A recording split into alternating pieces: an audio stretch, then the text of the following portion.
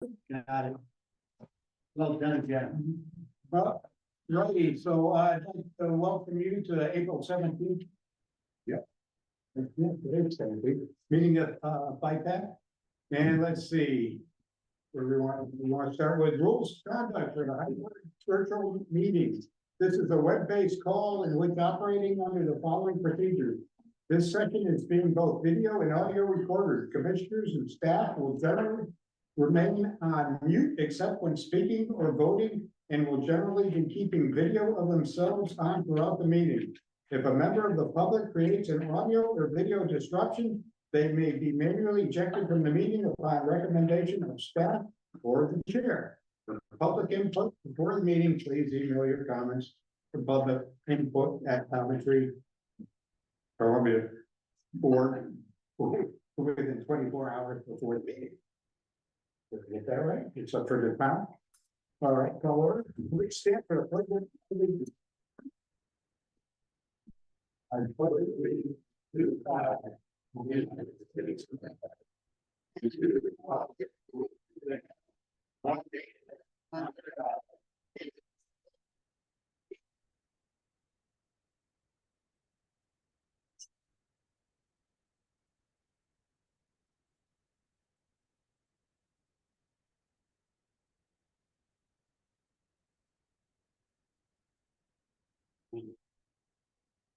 All right. I get. With it? Yeah, I'm gonna, move the. It's a regular meeting, so Yeah.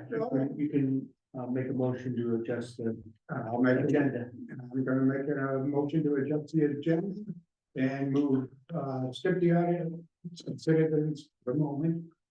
And move right to the approval of the minutes. So, Move we approve the minutes of April 3rd. Second. any objections, any abstentions? All in favor? Aye. Who said it?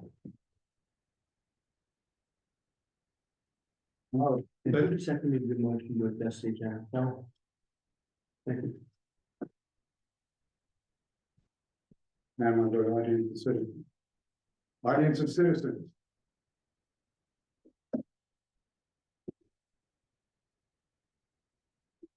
Vito, you could go there. Just for clarification purposes, being that I'm in two roles here as a citizen and a board ed member, I was just wondering if there's also an opportunity for board ed members to speak later, or do I have to say everything now?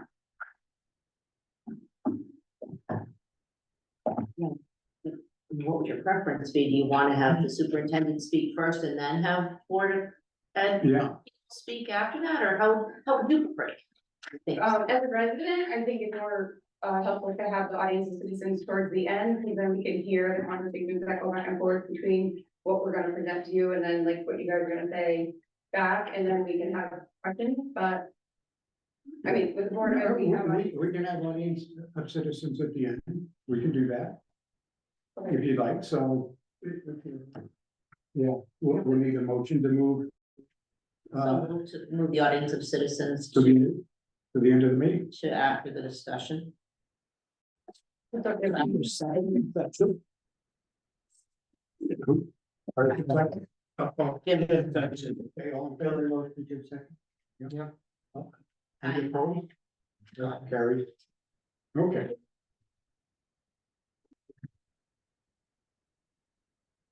Barbara, I guess. It's up to you. Thank you for having me, again. At the special Board of Education meeting last night, April 16th, the Board of Education voted to reduce their budget by $299,929.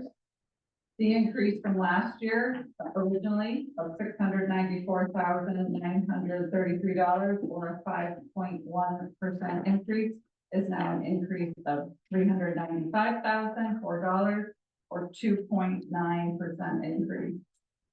The proposed total town appropriation is $14,009,766, down from the previously proposed $14,309,695.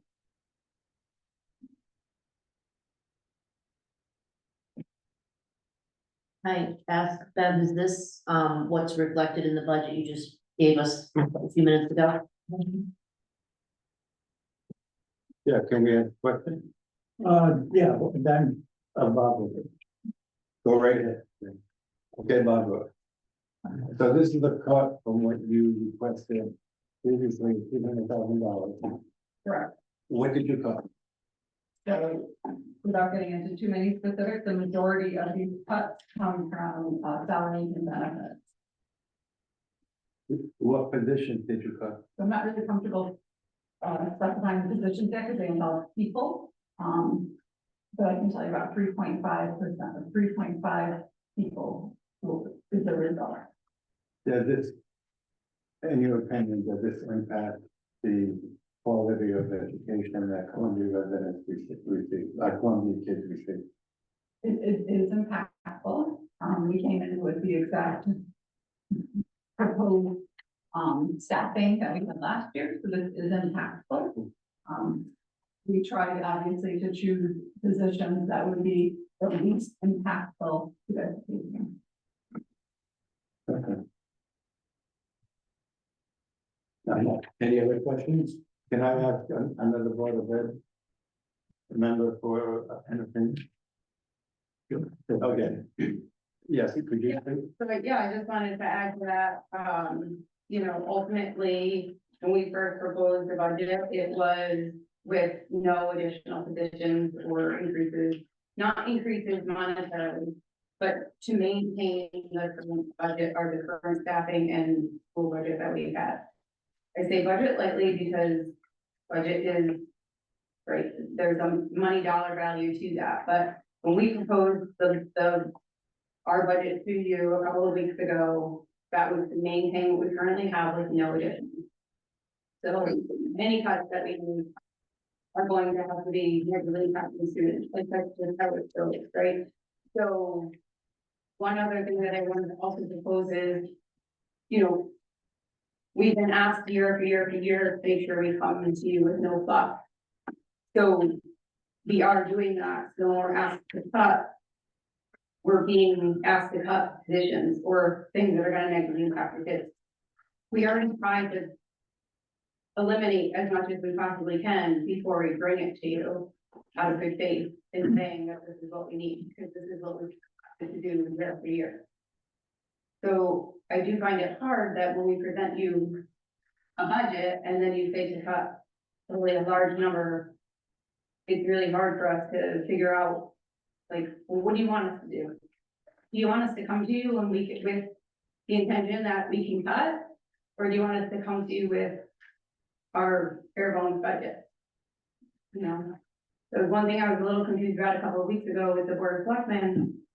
They were asked to cut 75,000, the next week they were able to cut. And they were talking about things that they weren't even gonna do this year or next year.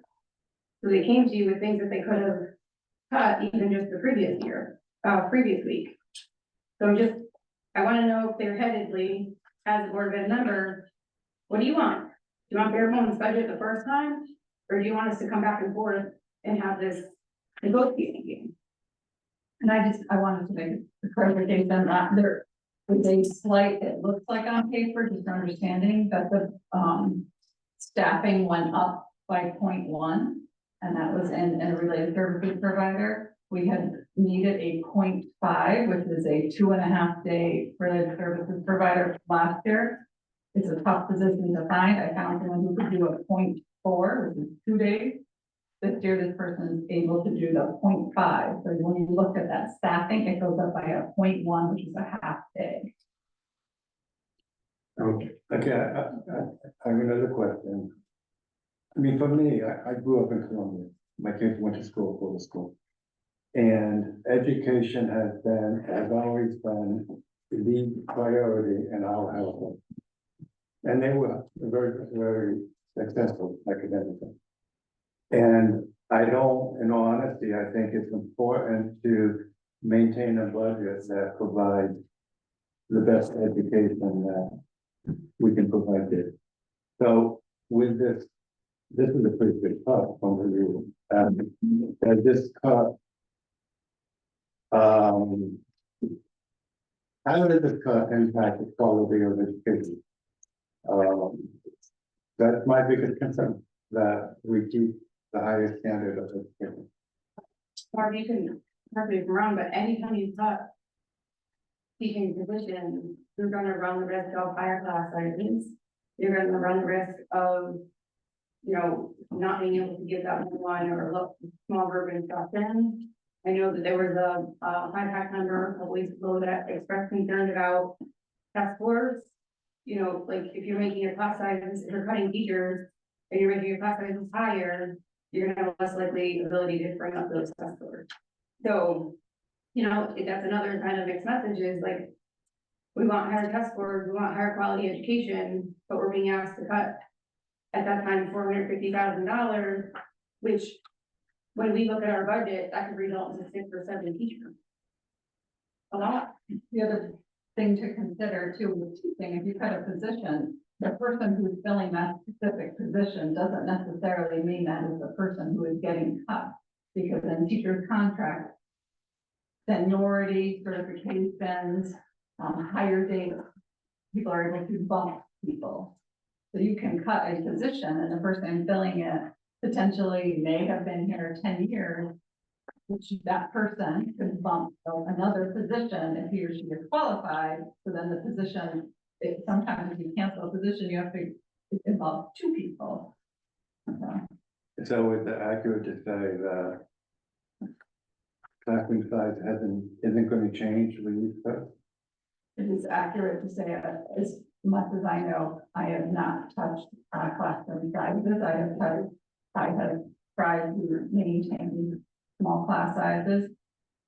And can I be 100% sure? No, but as I said, we're trying to go with what positions would affect the least amount of students versus the greater amount of students. Okay, time for somebody else. Go ahead, Jim. I have a comment and a couple questions. So my comment is coming from the Board of Ed, serving 8 years, working with Walt Buren, Maria Garrett, and yourself, 3 different supers.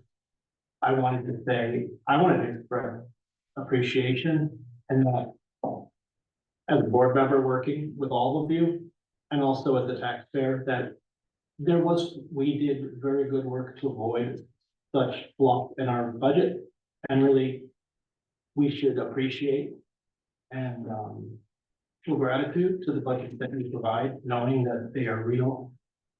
My questions would be twofold. I guess 2. One would be, I mean, we're going through that with the state right now, right? So like a succession planning type of thing. There's going to be a big change in we're going to lose a bunch of people. So I'm guessing, knowing with bumping and whatnot, we're not laying off, we're just losing people. If you are cutting positions with bumping, like for the long-term health of the school, there could be some really young qualified teachers that we would like to have locked up. But those are the ones that go, right? And then and knowing how, and from what I remember a year ago, it's hard to get teachers right now. So if we have good ones, it is a big hurt to lose them, right? Correct. And then the other questions, I think you may have already answered it as far as class sizes go, but if they're not impacted, I was thinking back to those. I'm not going to the 2nd grade a couple of years ago, but it was a lot of parent involvement with the size of that class, and there was a number of, I don't know, I want to say they needed one-on-one pairs, whether it was unruly, whatever it might be. So I guess if the class sizes are not impacted, we're not going to be looking at, say, a larger class. It gets out of hand, and all of a sudden we have to hire back paras to handle with all the issues that we could otherwise have. But you're saying class sizes are. It's always a possibility that staff would have to be added back in Because we don't know who will be moving in next month, the month after. But right now, we've done the best we can to make a. But it won't be like that year with the large class and there was all that talk about being like 3 or 4 different pairs because there's. Okay. Well, that's good to know. Thank you. All right, hold on a second.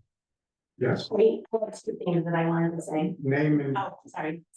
VTech 25 Samuel Hill Road. I first want to speak as a parent and a citizen, not as a Board of Ed member. But I have a student who's in 3rd grade. And I feel personally that any sort of cut that could happen would really affect her age group. And a few years ahead and possibly even behind.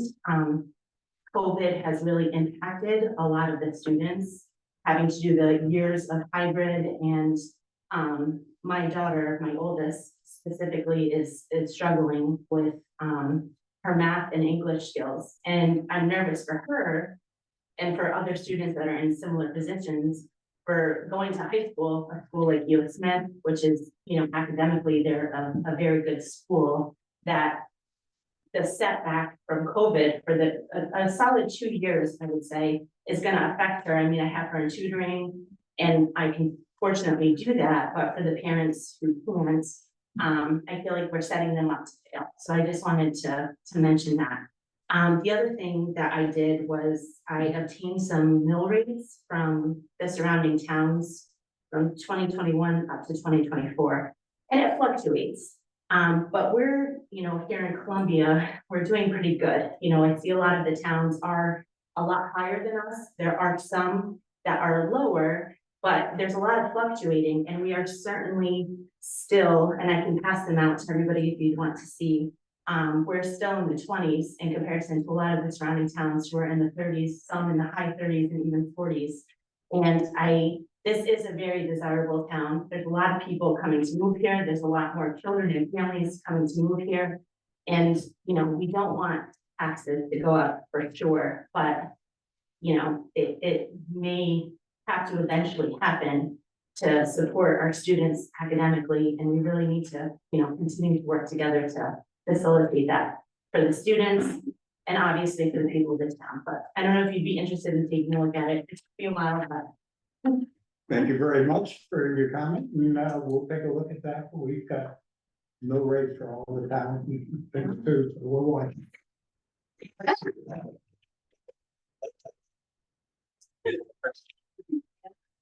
Sure, go ahead. I would love to see that, but the one thing I would caution is that mill rate is one factor, and you have to look at what is being multiplied against, which is the value of the properties in the town, so you have to be careful about trying to compare apples to apples. And make sure that you're looking at towns with similarly priced properties, so you're getting an accurate reflection of what the taxes are. And you also have to look at what the services are. For example, Mansfield provides substantially more services to its citizens than, you know, the town of Columbia does. I mean, they have, you know, garbage pickup. There's a lot of other services that are provided in those other towns that may have higher rates. So our rates are low, and some of the services that other towns provide, we don't provide. Volunteer fire department, for example, as opposed to a paid or paid police force. So you just have to be careful about comparing towns. well, or Yeah, Mansfield, just so you know, is 29 and we are, we were equal with them, we're 25, but they are in. Yeah, they're pretty close. So I just wanted to reiterate, Tim, what you addressed.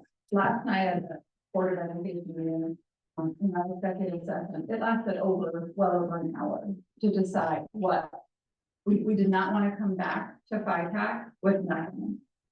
We did have folks who agreed we were already bare bone, but how could we come back with nothing when we were asking for $450,000? So we did the best we could.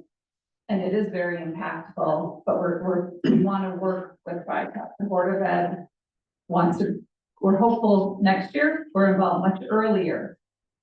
So the process will go a little more transparently. You can see where we are, we can see where you are. Thank you for your presentation. Okay, Stephen? No, I think their Board of Ed is, you know, put the, hard work in, come up with a proposal. And I just hope it works out when we get more special numbers on the mill. You know, how much tax collection and how much that, with the new budget, what it's gonna take to recoup that. I know you handed out some stuff here, I haven't had a chance to go over all of it.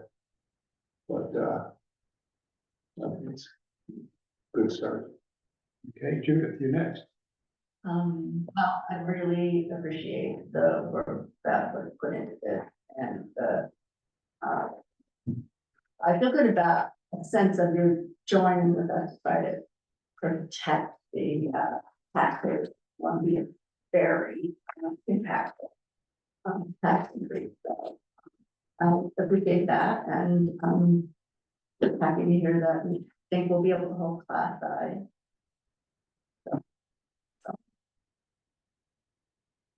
I was just gonna reiterate what you said. I mean, I really appreciate this, and yes, we need to work, communicate more early on in the process. But yeah, no, this is, yeah, no, because we were looking at a very, very steep milling increase that I don't think the town would have been in shock. All right. I'm Leah Osborne, 48 Johnson Road, and I'm on the board of. But I guess my biggest concern isn't really this year, it's going forward.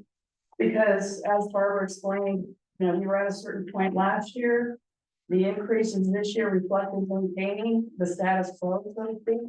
Now we're cutting that back.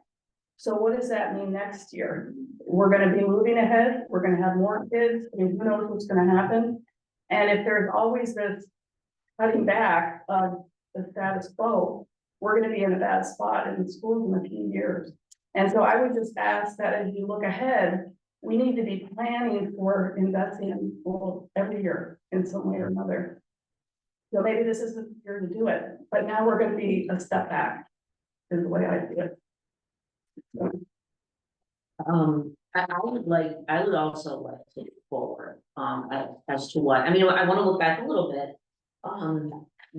But I think one of the things that we have struggled with is a little bit of opaqueness into how you, reach your budget conclusions. We don't really know what your numbers are, it's difficult for us, and it's just again, it's just, we don't know what is underneath that.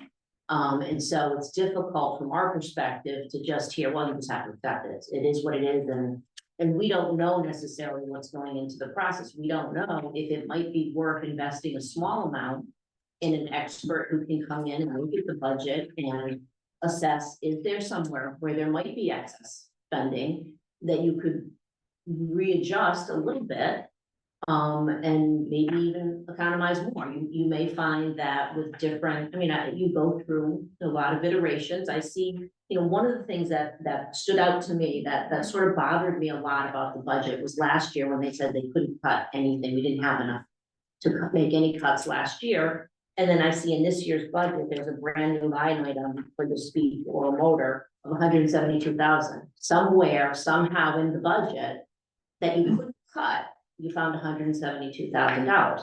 I'm guessing that probably came out of something you had budgeted for salaries and you adjusted it into a professional services. I think when you explained that, Barbara, last 2 or 3 meetings ago, you said that you had to contract that out, you couldn't find an employee to do that. But I didn't see a reduction in the salary that was commensurate with 172,000. So again, it's hard for me to see random numbers that come up when we were told there was nowhere to cut, and yet you found 172,000.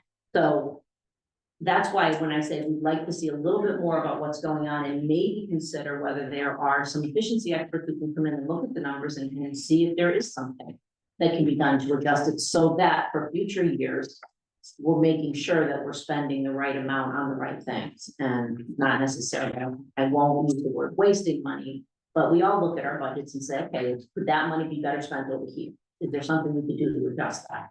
And that might be worth it. I think the town does that on a regular basis. They ask all their departments to do that, and maybe the school could do it at some point too.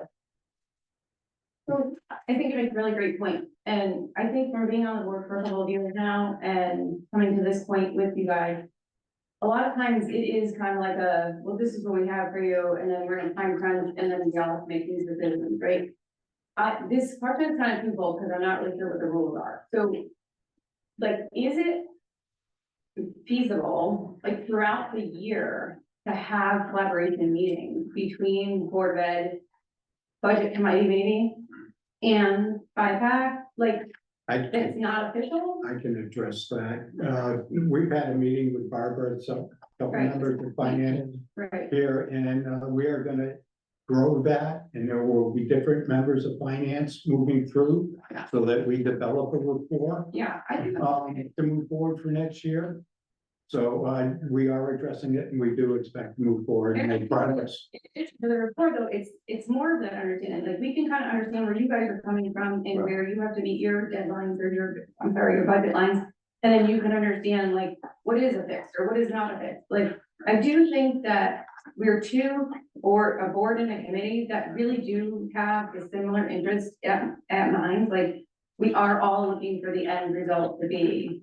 What is best for kids, what is best for residents, right, like, and I do think that there is a common ground that we can come to. I just think that maybe we need to have more collaboration outside of these, like. We are going down that road, yes. Yes, we could do that in the fiscal policy. Right. They didn't happen to get a copy of anything like this, did they? Or did? Okay. All right. To Leah's point about looking at the future. A couple of meetings ago, I think it was a tri-board meeting though, it wasn't by that. But if you looked at like a 4-year cohort of our current high schoolers, 9 through 12, about 154 kids. And if you look through 8, 7, 6, and 5th, going back in quarter, you're about 215 kids. Let's say 10 of those 215 go to tech and we don't pay tuition. That's still 205. So there's 50 kids, 3-4 years from now, 50 kids times 13 grand. Even if you go to the lower route and say 900, because you go to Bolton, you're probably like 600 grand plus wage increases. So I mean, it's all fixed. You can't change that. So you have to, I mean, you do have to expect that there's gonna be big increases coming, if nothing else. There's still be massive increase. Okay. At this point, we can choose to accept what they put forward, or we can make adjustments to it. Does anybody would like to make an adjustment to what they propose? You can go up or down. But we'll give you a chance to put that motion forward or discuss.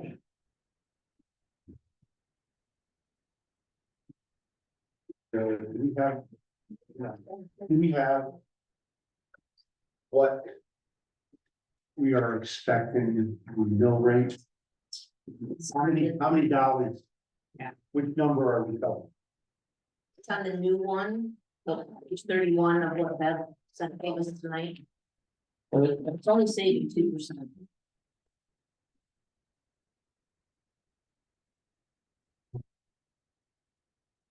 Yeah, we were gonna talk about the, Do we really want to accept the 290? So we're going down about half a mil.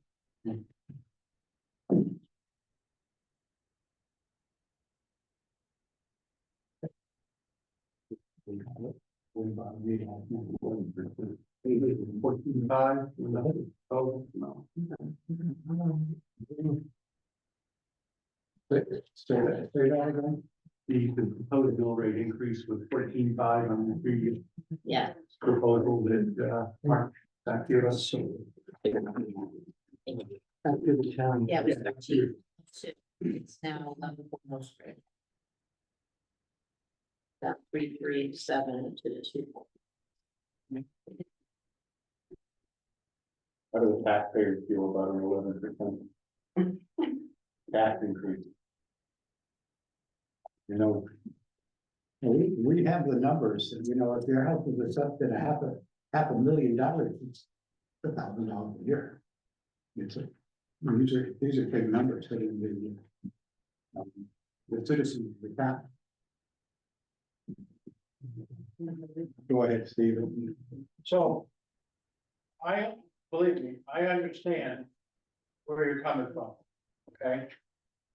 Unfortunately, I also understand the generational impact that this town has. 2 weeks ago, I overheard a conversation in the assessor's office with an elderly gentleman. He was talking about his taxes, how his house was assessed and everything. And when he walked away, I asked the assessor what his concern was.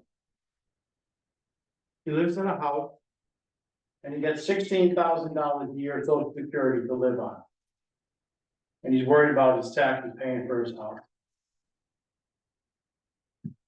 I have to take those people into account. This town is well over the age of 60 years old. Over 50% of them over the age of 60 years old. Many of them are on fixed income. So $1,000, although they've been in their childhood home, they have their property. But in some cases, it's going to force them to sell their home that they've worked hard to be in. So they can hopefully move somewhere in town. Probably not. We don't have the senior housing, and that's another issue that I'm working on. But the truth is, they can't afford a large tax increase. If it's $1,000, it's probably not $500,000, but even if it's $600 to $700 a year, it's a lot for them. So when 5PAC asked for these cuts, when it comes to the Board of Selectmen, I order them. I make them cut based on history, based on projection, based on doing work internally. When I get kickback from the departments that I'm looking to do, I'll make these cuts. We can't. I don't think we can. We have to. So we did. So in your argument, how we came up with that money, we found it. We'll have to cut back on some capital things to put it back in the budget so they can use it. But I'll make it work. I'll make it work. Okay? I have to look out for everybody, and the Board of Selectmen do. And 5PAC does, and I know the Board of Education looks out for everybody, but they look out for the kids, and I understand that's where you get the budget. But I gotta look out for everybody in this town, and this is a large increase. A large increase. And they'll vote on it. Hopefully, when you say you're not you don't project that class sizes will be any bigger. So we're not eliminating any classes. Seems to me that the teachers and stuff could be okay if they're in their right position. So there are other things you're gonna have to cut. I appreciate it. It's hard work. It's painful. I understand. But that's what we have to ask to do. Now, I also look forward. I look forward into what we're hoping to do for the school and the purification and the AC and HVAC system. That's an increase we don't even see here.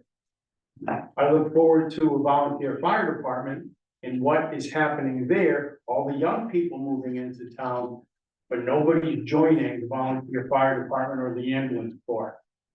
We're in deep distress, and we may have to go to a paid fire department. That's a lot of money. Probably, I've heard at least $1 million.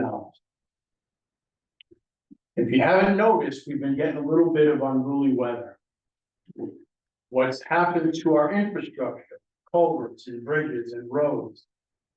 We're looking at millions of dollars to repair them. That's another huge increase.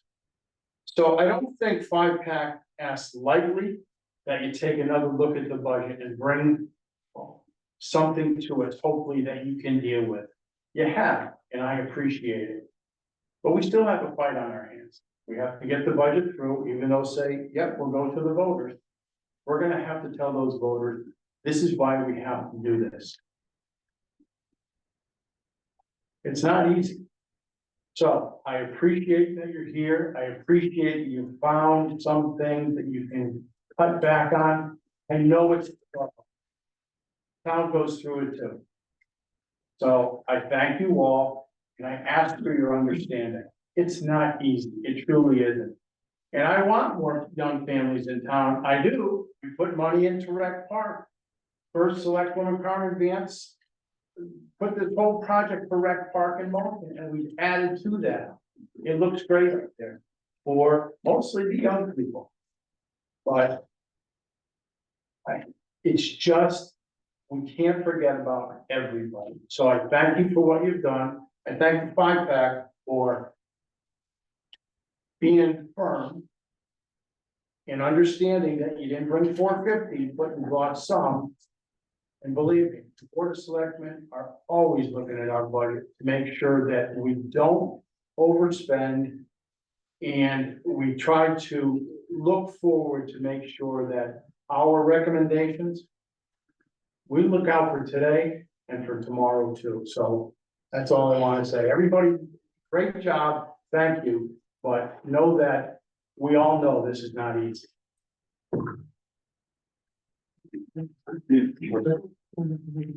don't know if I'm allowed to speak at this. Sure, go right ahead. Go right ahead. 307 repeat second. While I so much appreciate what everyone's saying, what you're saying as far as the generational gap goes within this town and whatnot, as a parent of 4 children myself and also an educator and someone who's amongst families in this community, there's not a lot of us here right now, but I know there are a lot of us with a lot of questions. And when all of this comes to fruition, there is going to be quite a bit of upset folks in town that are not currently represented here. I know we're saying that class sizes, you know, we're really clinging to that term of like class sizes may not increase, but that's just one aspect of something that can have an impact on a child's education. It's not just about class sizes. And our class sizes are only growing because we're getting more and more, and we're talking about looking down further down the line, but we're also talking about resources and the needs of students are fluid and may change, right? We're talking about the COVID kind of gap that we've had. We're seeing some of that happen now in school. I see it with my own children, as Stefan also stated, but that's not something that's going to instantly change overnight. So we may see, you know, currently a gap with like communication or something, and so maybe we need extra support in that area. That may change 2 years from now, and you may be able to reallocate and move things around a little bit. But I know I keep hearing over and over again, like, we're not going to touch the class size. But that's not the class size is not the only thing that affects the quality of education, right? And I know that part of the reason I moved to this town when I did 12 years ago was because of the school system. And my kids have had a wonderful experience at Porter. I know we have a lot of young children who have not yet entered Porter. And I just think that it's important. I understand this, you know, the other side of things of taxes, not wanting to take a huge hike. I mean, no one wants to have a huge hike in their taxes. But at some point we do also need to weigh out, right? Like the children at the same time, they are the future of our town, right? They are who will go off to high school and represent Columbia. They are who will graduate someday and move on. Like we need to also invest in that. And I think that's really important. And I don't know, I have a lot to say, but I'm trying to summarize it all. I just think that also when this all comes to fruition, I know a lot of parents have a lot of questions. And so I know with whatever, I don't know the details of where the cuts are being made, but I'm fairly confident in saying that when those are exposed at some point to everyone, there are going to be a lot of families that are in the dark right now that are going to have a lot of questions, and there will be pushback from people. And so I think that's something just to be ready to answer those questions, right? And it's just, I think it's gonna come with the territory, because a lot of people are kind of in the dark. Very expected. Yeah. So, you know, thank you for your time. You can click. No, I appreciate everything that everybody's done. The town's done a lot of work finding their cuts. The school board, you know, after our meeting, even came back with the cuts, fantastic. I think going forward, as I said before, you know, it's gonna be important to have the communication, line of communication going forward. So I anticipate, cycling through at different times to make sure that, we will have fuller awareness of what goes into these budget procedures. All right, Jimmy. I'd like to make a motion to accept, the Board of Education's proposed budget as presented, with the budget documents provided tonight with appreciation. I know we asked for more, but I think they absolutely made a good faith effort and have done as much as they can, and I don't think we should ask them for it. And I think we should accept the proposed budget. Any discussion No, I'll second it. on that? Right. Okay, Stephen, seconded. All in favor? Aye. Yeah. Opposed? Anything? Motion comes. Okay, do the vote. Number 8, we'll go to 6.1. All right, new business, 6.1, appoint King and Associates and town auditors for the 23-24 town audit. Any discussion? Do they still rotate through different auditors that come in, so it's not always the same people? But, okay. But it is, no, okay, we need a motion to accept. King and Associates. I'll move to appoint King and Associates as the auditors for the 23-24 year. Need a second? No, Judy second, all in favor? Motion carried, unanimous.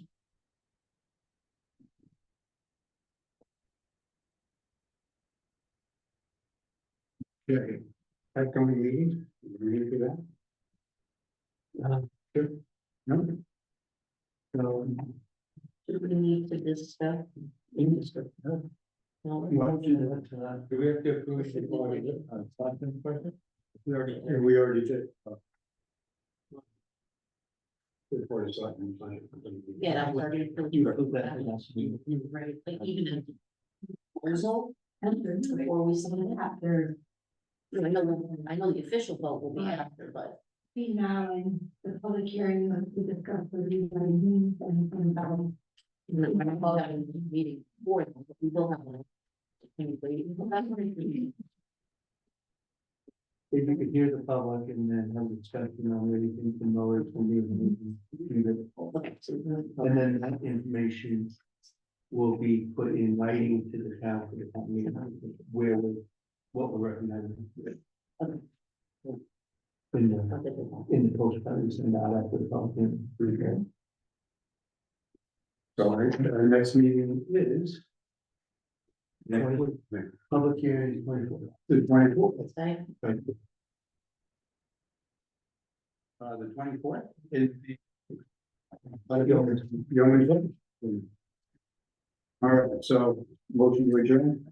I will agree. Second. All in favor? Aye. Time to adjourn.